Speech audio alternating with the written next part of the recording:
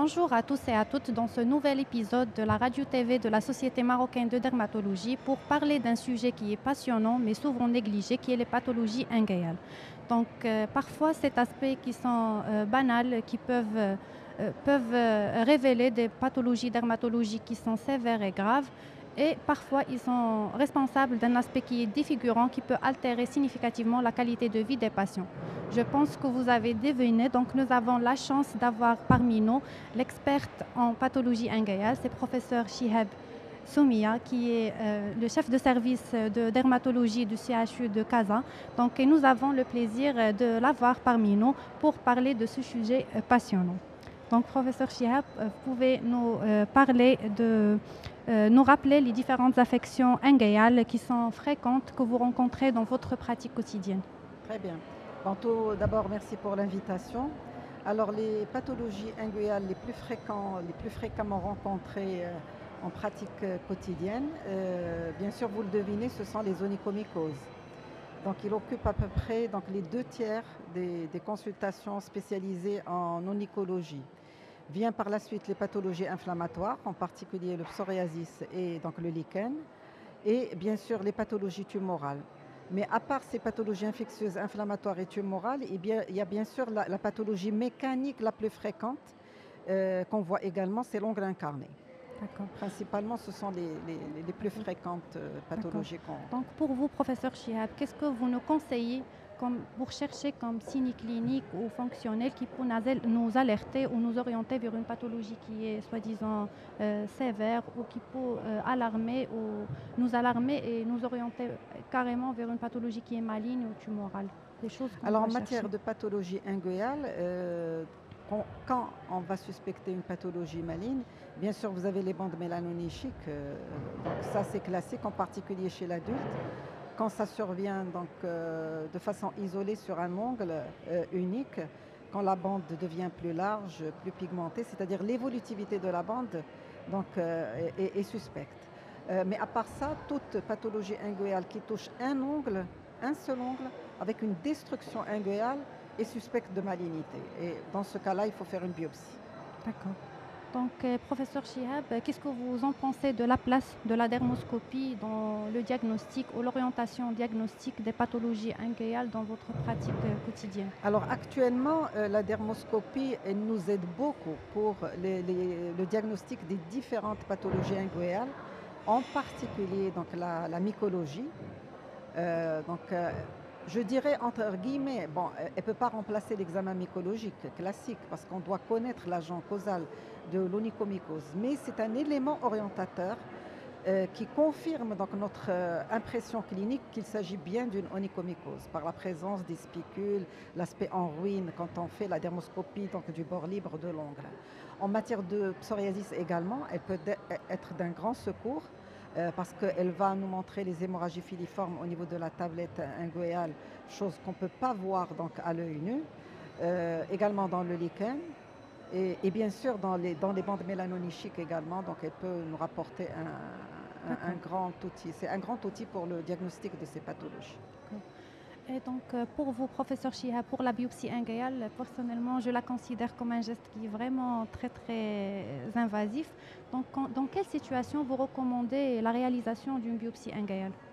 Alors, la biopsie inguéale, c'est un outil diagnostique intéressant.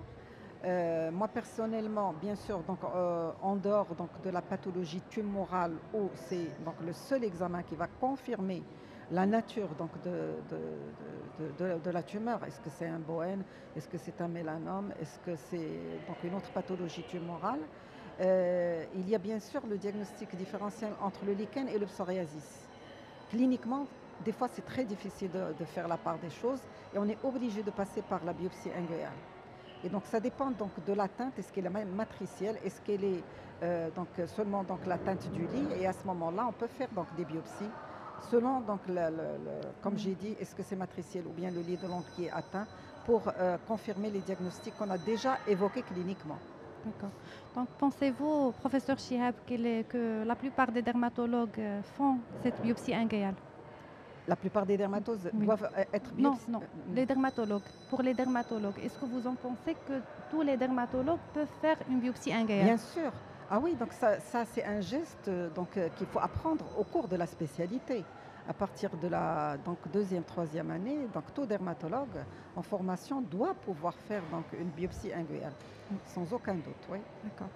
Donc, pour parler un petit peu des différents aspects thérapeutiques, donc par exemple pour le psoriasis inguéal, Oui. donc qui est une maladie vraiment qui est très très invalidante et on voit de plus en plus de nouveaux cas. Donc, qu'est-ce que vous nous proposez comme alternative, comme recommandation d'après votre longues années de pratique? Alors en matière de psoriasis inguinale, donc la différence, c'est que l'ongle est atteint uniquement. C'est ça qui va poser problème thérapeutique. Mais quand l'atteinte inguinale s'intègre dans un psoriasis cutané, donc le traitement de l'atteinte inguinale, c'est le traitement donc du psoriasis cutané. Alors, dans les situations où on a un psoriasis inguinal isolé, bon, et confirmé, donc là, ça dépendra du nombre d'ongles atteints. Est-ce que donc le nombre d'ongles est inférieur à 3 ou bien au-delà de 3? Si c'est moins de 3 ongles atteints, donc on va opter pour un traitement local, topique, soit les injections intralésionnelles, soit quand il s'agit donc de juste donc l'atteinte du lit inguéal, ce sont les topiques dermocorticoïdes avec le calcipotriol qui vont donner de bons résultats et à utiliser pendant une longue durée. Quand il y a au-delà de 3 ongles atteints, donc le traitement devient systémique.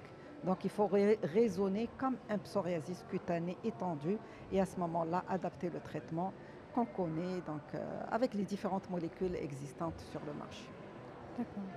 Donc, professeur Chihab, pour le lichen inguéal, est-ce que pour vous, ça justifie un traitement systémique d'emblée? Oui, le lichen inguéal, vous parlez. Alors, en matière de lichen inguéal, il est considéré actuellement comme une urgence thérapeutique. Je le dis et je le répète, c'est une urgence thérapeutique. Pourquoi? Parce que si on le diagnostique tardivement, donc ça sera déjà trop tard parce que le malade va arriver à ce qu'on appelle une anonychie, une perte totale de l'ongle. Donc, il faut faire un diagnostic précoce, clinique, éventuellement confirmé par l'histologie.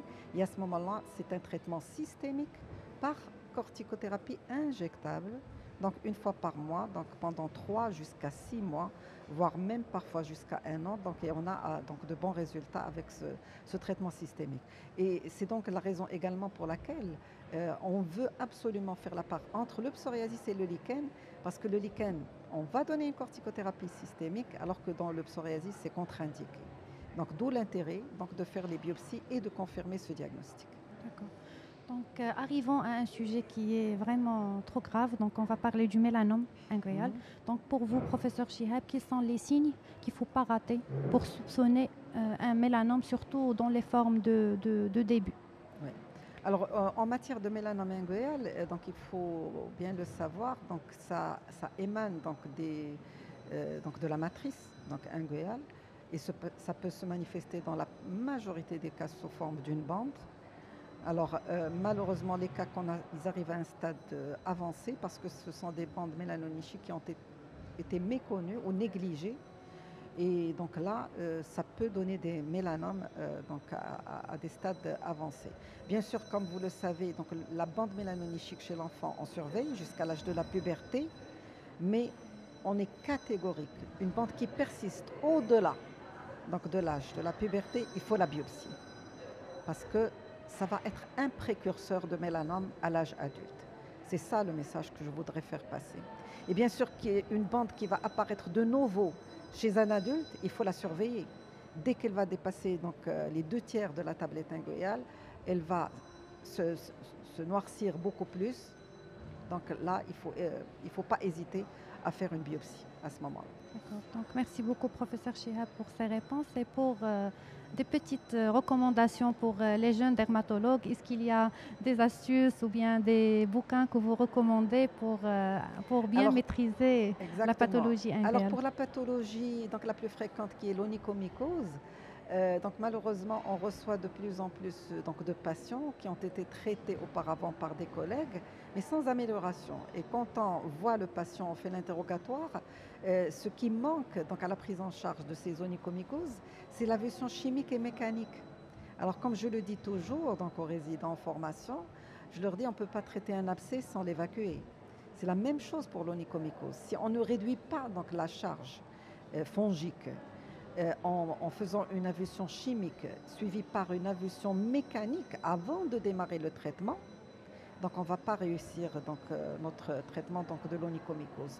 Obligatoirement, il faut donc, ces deux procédés physiques pour également détruire le biofilm qui entoure ces éléments fongiques et qui les rend résistants aux différents thérapeutiques. Donc avulsion chimique mécanique avant de donner un traitement systémique pour l'onychomycose. Donc ça, c'est le premier point. Alors le deuxième point dont je voulais parler, c'est que le lichen inguéal est une urgence thérapeutique, bien sûr.